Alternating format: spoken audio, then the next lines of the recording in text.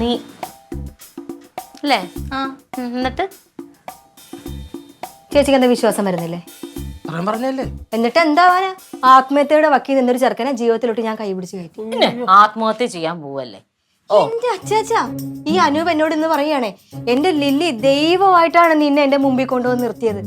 അല്ലായിരുന്നെങ്കിൽ സത്യമായിട്ട് നാളെ എല്ലാരും എന്റെ ഡെഡ് ബോഡിയെ കാണുള്ളായിരുന്നു. അത് വിശ്വസിക്കാൻ നീയും. ചേച്ചിക്ക് അനൂപിനെ ഓർമ്മയില്ലേ? എനിക്ക് അനുവിനെ ഓർമ്മയുണ്ടല്ലോ, അവൻ എന്ത് നല്ല ഗ്ലാമർ പയ്യനായിരുന്നു. ഇപ്പൊ അവനൊന്ന് കാണണം, അവന്റെ ഒരു പേക്കോലം വെച്ചാ. ഗ്ലാമർ എന്ന് പറഞ്ഞാൽ ക്ലീറ്റോന്റെയും കനകന്റെ അത്രയൊന്നും ഉണ്ടായിരുന്നില്ല. ഒരു കുഴപ്പമില്ലായിരുന്നു, നല്ല മിടുക്കൻ ചക്കനായിരുന്നു.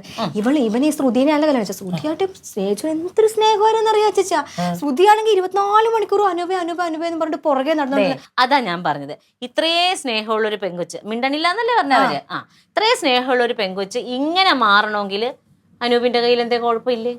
കുഴപ്പമില്ലേ? ചേച്ചി, അവർ രണ്ടുപേരും കുഴപ്പമുണ്ടാവും, പക്ഷെ ഇത് സംസാരിച്ചാലല്ലേ മാറത്തുള്ളൂ. ഇപ്പൊ ചേച്ചിയും ക്ലീറ്റോച്ചേട്ടനും തമ്മിൽ എന്തൊക്കെ പ്രശ്നമുണ്ട്, ഞാനും ഏട്ടനും തമ്മിൽ എന്തൊക്കെ പ്രശ്നമുണ്ട്, അതൊക്കെ ഒരു രാത്രി കൊണ്ട് കഴിയത്തില്ലേ? എങ്ങനെ കഴിയും? നമ്മള് ഒന്നും രണ്ടും പറഞ്ഞ് വർത്താനം പറഞ്ഞ് കിടന്ന് രാവിലെ ആകുമ്പോഴത്തേക്ക് അതങ്ങ് കഴിയും. അതുമല്ല ചേച്ചി, ഇവർ ഒന്നിച്ചല്ല കിടക്കണത്, രണ്ടുപേരും 2 മുറിയിലാണ് കിടക്കണത്. പിന്നെ എങ്ങനെ ഇവരുടെ പ്രശ്നം മാറും? ഇവർക്ക് എന്തെങ്കിലും പ്രശ്നം ഉണ്ടെങ്കിൽ അതെങ്ങനെ ഇവൻ അറിയും? അറിയണ്ടേ? അതിന് ഇടനിലക്കാര ഒരാൾ നിന്ന് സംസാരിക്കും.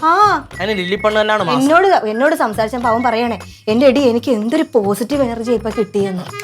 സത്യമായിട്ട് അവന്റെ മുഖമൊക്കെ ഒന്ന് തെളിഞ്ഞ് ഞാനോട് സംസാരിച്ചു കഴിഞ്ഞപ്പോഴത്തേക്ക്. അതുകൊണ്ടാണ് നീ ഇപ്പൊ അവന്റെ വീട്ടിലോട്ട് പെണ്ണിനോട് സംസാരിക്കാൻ പോകാൻ പോണത്. വേണ്ടാട്ടാ, അതിന്റെ ഓരോ ആവശ്യമില്ല. എന്താ ആവശ്യമില്ല? ഇവർ രണ്ടുപേരും എനിക്കറിയാലോ, രണ്ടുപേരും എന്റെ ഫ്രണ്ട്സ് ആണ്. എന്റെ പൊന്നു ലില്ലി, കൂട്ടുകാരൻ കൂട്ടുകാരി അതൊക്കെ ശരി. അവര് വർത്താനമൊക്കെ പറഞ്ഞു, അതെല്ലാം കഴിഞ്ഞു, നീ കേട്ടു പോന്നു.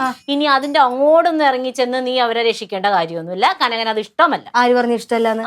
ഞാൻ കാരണം ഒരാളുടെ കുടുംബം നന്നാവെങ്കിൽ അതിലെന്താ ഇത്ര പ്രശ്നം? എന്താ? ഉറപ്പായിട്ടും അവൻ പറഞ്ഞത് എന്നോട് സംസാരിച്ചപ്പോ ഒരു നേരിയ ഹോപ്പായെന്നാ പറഞ്ഞ ജീവിതത്തില്. ലില്ലിപ്പണ്ണ, ഞാൻ ഒരു കാര്യം പറയാം. ഇത് ഇവിടെ പറഞ്ഞിട്ട് കാര്യമില്ല. നമ്മൾ കുടങ്ങാള കുടുംബക്കാർക്ക് മനസ്സിൽ ഇച്ചിരി അലിവും കാര്യമാണ്. അതുകൊണ്ടാണ് നമ്മൾ ഇതിന് ഇറങ്ങിത്തിരിക്കുന്നത്. ഇവർക്ക് അതില്ലാത്ത ഇവിടെ എന്തോ പറഞ്ഞിട്ട് ഒരു കാര്യം. ഞാൻ എന്തായാലും രണ്ടുപേരും എന്റെ കൂടെ എനിക്ക് പറയാനുള്ളത് ഞാൻ പറഞ്ഞേ ഉള്ളൂ. കൂട്ടിന് തങ്കം ചേട്ടത്തി കൂടെ എന്നൂടെ ഞാനിതിനോടുകൂടെ പോണത് അല്ലേ? ചേച്ചി ഉണ്ടാക്കുന്ന പ്രശ്നത്തിനൊക്കെ ഞാൻ കൂടെ വരാറില്ലേ? ചേച്ചി ഓർമ്മയുണ്ടാ പണ്ടൊരു ഒരാളിവിടെ കോംപ്രമൈസിന് വന്ന കള്ളുകൂടിയൻ? വല്ലം വാതുറന്ന് പറഞ്ഞു. എന്റെ കൂട്ടുകാരനായ പ്രശ്നം അവിടെ കൊണ്ട് തീർന്നു. ചേച്ചി ഒന്നും പറഞ്ഞില്ല, അന്ന് മൊത്തം ഞാനാ സംസാരിച്ചത്. അത് ഞാൻ പകച്ചു പോയതുകൊണ്ട്. പകച്ചു പോയിട്ടൊന്നും അല്ല, ഉത്തരം മുട്ടിയിട്ടാണ് അയാൾ വന്ന് ചീത്ത വിളിച്ചത്. അങ്ങനെ കഴിഞ്ഞ ആഴ്ച സർല ചേച്ചി കുടുംബശ്രീയുടെ പ്രശ്നം വന്ന് ഇവിടെ ഉണ്ടാകുമ്പോൾ ആദ്യമേ അടിക്കാൻ ചാടി ഇറങ്ങിയ ലില്ലിപ്പണ്ണാണോ? പിന്നെ ഞാൻ എന്റെ ഒരു കാര്യത്തിന് ചേച്ചി വരണ്ടേ? എനിക്ക് തിരക്കല്ലേ, എനിക്ക് വീട്ടിലെ പണി കഴിഞ്ഞിട്ട് എപ്പ വരാനാ? ഒരു കാര്യം ഞാൻ പറയട്ടെ, അവിടെ വന്നിട്ട് അന്ന് നിന്ന പോലെ പകച്ചങ്ങ് നിന്നാ മതി, വാതുറക്കണ്ട. ഞാൻ മതി.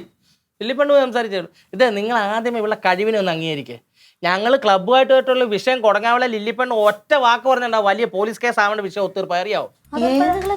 10ാം ക്ലാസ്സിൽ പഠിക്കുമ്പോൾ ഞാനും കട്ടള സാധനമായിട്ടുള്ള ഇടി ഉണ്ടായില്ലേ ഗോലി കളിക്കകത്ത് പെറ്റക്കോട്ടിട്ടാണ് പറഞ്ഞത്. ഭയങ്കര പ്രശ്നം ഉണ്ടായിരുന്നു. കൊച്ചുനാൾ പോലെ ഉള്ള ആ വാസനയുണ്ട്.